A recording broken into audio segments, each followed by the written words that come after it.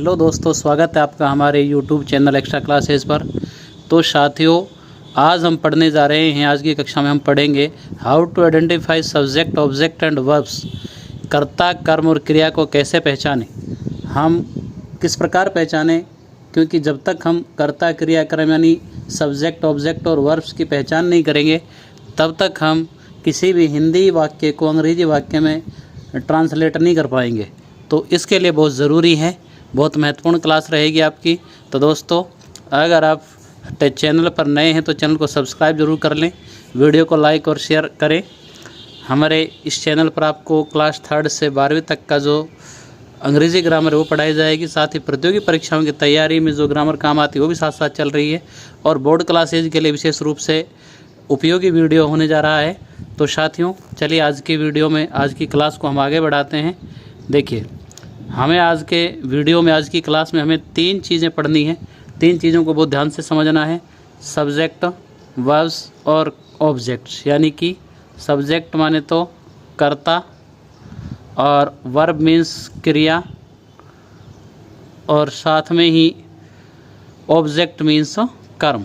अर्थात ये 3 चीज़ें अपन को महत्वपूर्ण हैं जो कि समझनी है, क्योंकि एक सेंटेंस इनसे मिलकर के बनता है, और जब इनसे मिलकर बनता है तो इनका ज्ञान हमें बहुत ज़रूरी है कि हम इनको पहचानें, क्योंकि इनको पहचान के अभाव में हम कई बार अपने वाक्यों को गलत कर देते हैं। तो देखिए, आज आपके सारे डाउट्स क्लियर करेंगे हम इन 3 चीज़ों के बारे में। तो सबसे पहले साथियों हम बात करते हैं सब्जेक्ट की, यानी कर्ता। देखिए, हम कर्ता की बात कर रहे हैं यहाँ पर कि कर्ता को कैसे पहचाने, कर्ता कौन सा होता है, सब्जेक्ट होता क्या है। तो देखो, हिंदी वाक्य हो चाहे अंग्रेजी वाक्य हो, दोनों में ही सब्जेक्ट का महत्वपूर्ण स्थान होता है। ठीक है, प्रत्येक भाषा कोई सी भी हो उसमें सब में ही सब्जेक्ट का स्थान महत्वपूर्ण है। सबसे पहले अपन को ध्यान रखनी दोस्तों, 3 चीज़ें याद रखनी आपको। जो अंग्रेजी वाक्य होते हैं, यानी अंग्रेजी में जो वाक्य बनाए जाते हैं, जो लिखे होते हैं, जो अफर्मेटिव सेंटेंस, नेगेटिव सेंटेंस होते हैं, उनमें अपन को क्या ध्यान रखना है। सबसे पहले SVO यानी सब्जेक्ट, वर्ब और ऑब्जेक्ट, ये क्रम होता है जो अफर्मेटिव और नेगेटिव सेंटेंस होते हैं उनमें, कि सब्जेक्ट, वर्ब और ऑब्जेक्ट। सबसे पहले सब्जेक्ट आता है, फिर वर्ब आती है और फिर ऑब्जेक्ट आता है। ठीक है, यानी कर्ता, क्रिया और कर्म, इस प्रकार इनका क्रम होता है। देखिए, जैसे हम उदाहरण हमने लिखा एक, he is writing a letter, वह एक पत्र लिख रहा है। इसका हिंदी रूपांतरण हुआ वह पत्र लिख रहा है। अब सबसे पहले हम बात करते हैं कि कर्ता कौन होता है। कर्ता वो होता है जो क्रिया को करता है, क्रिया को करता है। अब इस वाक्य में क्रिया क्या हो रही है, लिखने की। क्रिया क्या हो रही है, लिखने की। लेकिन क्रिया को कर कौन रहा है, वो कर रहा है ही, यानी वह ही कर रहा है। तो ये क्या हो गया, ये सब्जेक्ट हो गया। ये क्या हो गया, सब्जेक्ट हो गया। ठीक है, देखो, क्रिया को करने वाला कौन होता है, सब्जेक्ट होता है। तो ये सब्जेक्ट है, इसको कहते हैं हम सब्जेक्ट। ठीक है, समझ आई बात। यानी क्रिया को जो करता है वो सब्जेक्ट होता है। सब्जेक्ट बहुत सारे होते हैं, कोई भी हो सकता है। अब जैसे हमारे प्रोनाउन संबंधी हैं वो तो हो ही सकते हैं। देखिए आगे, हमने कहा कि he is writing a letter, तो ही सब्जेक्ट हुआ। इसके अलावा हम और वाक्य भी सीखेंगे, ठीक है, लेकिन वो बाद में। अभी अगले वाक्य पर चलते हैं हम। I am learning my lessons. देखो, आई एम लर्निंग, सबसे पहले ये वाक्य जो है अफर्मेटिव है, तो सब्जेक्ट कहाँ है, शुरू में आई, यानी मैं मेरे या अपने पाठों को याद कर रहा हूँ। तो याद करना तो क्या हो गई, ये तो क्रिया थी। तो इस क्रिया को कौन कर रहा है, यानी मैं, आई कर रहा है, तो ये क्या हो गया, सब्जेक्ट हो गया। ठीक है, आगे बढ़ते हैं। देखो, Mohan played a match with his friends. Mohan ने अपने मित्रों के साथ मैच खेला। देखो, मोहन सब्जेक्ट हुआ, मोहन क्या हो गया, सब्जेक्ट। ठीक है, हम सब्जेक्ट ही पढ़ रहे हैं अभी कि मोहन क्या है, सब्जेक्ट, क्योंकि खेलना क्रिया थी, खेला प्ले। अब प्ले किसने किया, अर्थात खेला कौन, मोहन खेला। ठीक है, तो मोहन क्या हुआ, सब्जेक्ट हुआ, करता हुआ। ठीक है, दूसरा सेंटेंस देखिए, what are you doing now. ये क्वेश्चन मार्क लग रहा है पीछे इसके, अर्थात ये प्रश्नवाचक वाक्य।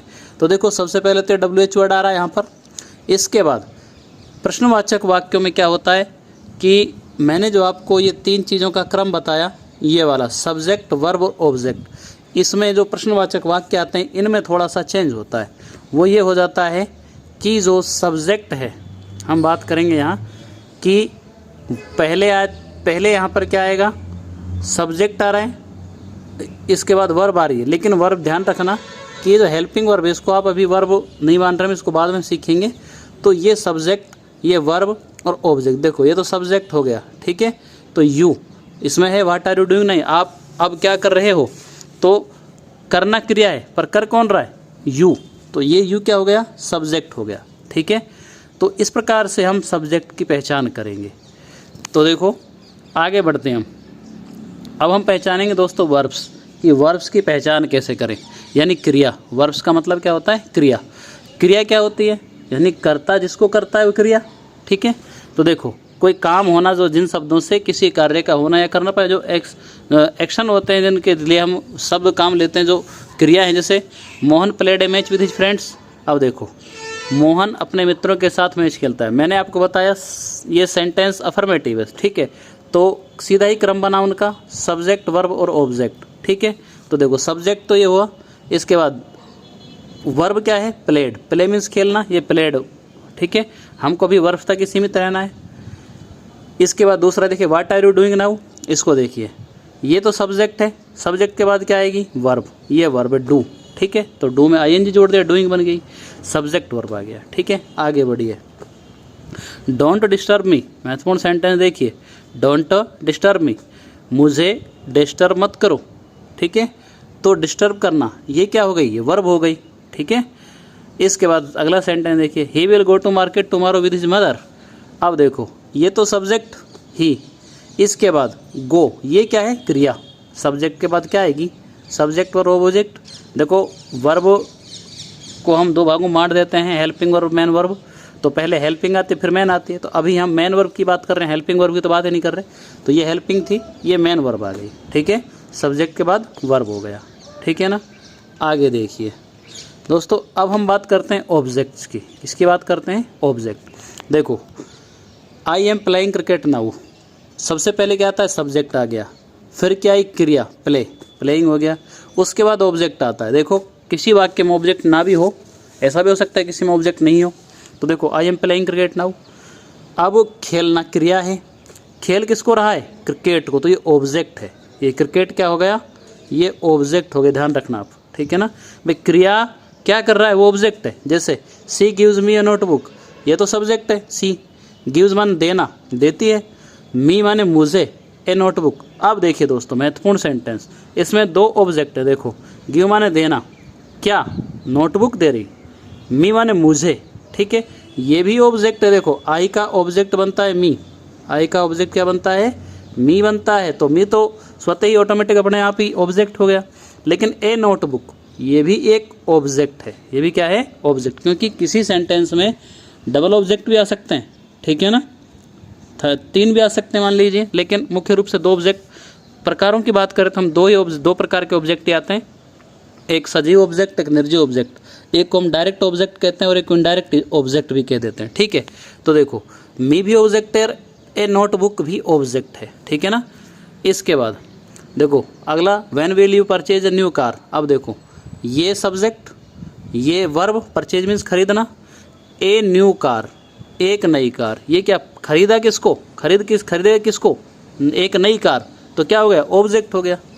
अगला sentence, she writes letter to me. देखो सी सब्जेक्ट हुआ, राइट में लिखना, ये क्या हो गया, ये वर्ब हो गई। ए लेटर टू मी, देखो 2 ऑब्जेक्ट है, इसमें डबल ऑब्जेक्ट आ गया, ए लेटर भी ऑब्जेक्ट, यानी लिखती क्या है, पत्र, टू मी, मुझको। अब मुझको, मी तो अपने आप में ऑब्जेक्ट है ही, तो क्या होगा, सी राइट्स लेटर टू मी। तो इसमें 2 ऑब्जेक्ट आ गए, कितने ऑब्जेक्ट आ गए, 2 ऑब्जेक्ट आ गए, ठीक है।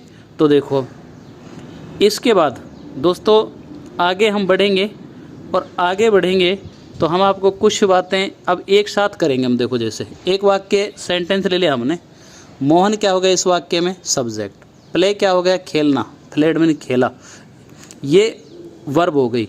ए मैच क्या, खेला क्या, ए मैच, एक मैच, ये क्या हो गई, ऑब्जेक्ट हो गया, ठीक है।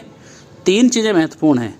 Mohan played a match, Mohan subject, played verb हो गई और ये ऑब्जेक्ट हो गया, यानी कर्म हो गया। ठीक है, what are you doing now, देखो ये सब्जेक्ट, ये ऑब्जेक्ट, ये क्रिया। ऑब्जेक्ट इसमें है ही नहीं, इसमें देखो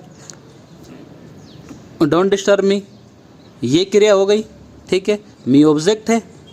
इसके बाद he will go to market tomorrow with his mother, देखो ही क्या है सब्जेक्ट, गो क्या हो गई वर्ब, और market tomorrow with his mother, go means जाना। अब इसमें कोई भी क्या नहीं है, ऑब्जेक्ट नहीं, जरूर नहीं किसी वाक्य में ऑब्जेक्ट हों, अपनी माँ के साथ। अब इसको हम मान सकते हैं बनाने के लिए, लेकिन ऑब्जेक्ट वास्तव में इसमें है नहीं। ठीक है, इसके बाद देखिए और वाक्य देखो, I am playing cricket now, देखो आई क्या हो गया सब्जेक्ट, प्ले क्या हो गया, प्लेइंग क्या हो गई क्रिया हो गई, वर्ब हो गई, क्रिकेट क्या हो गया, ये ऑब्जेक्ट हो गया।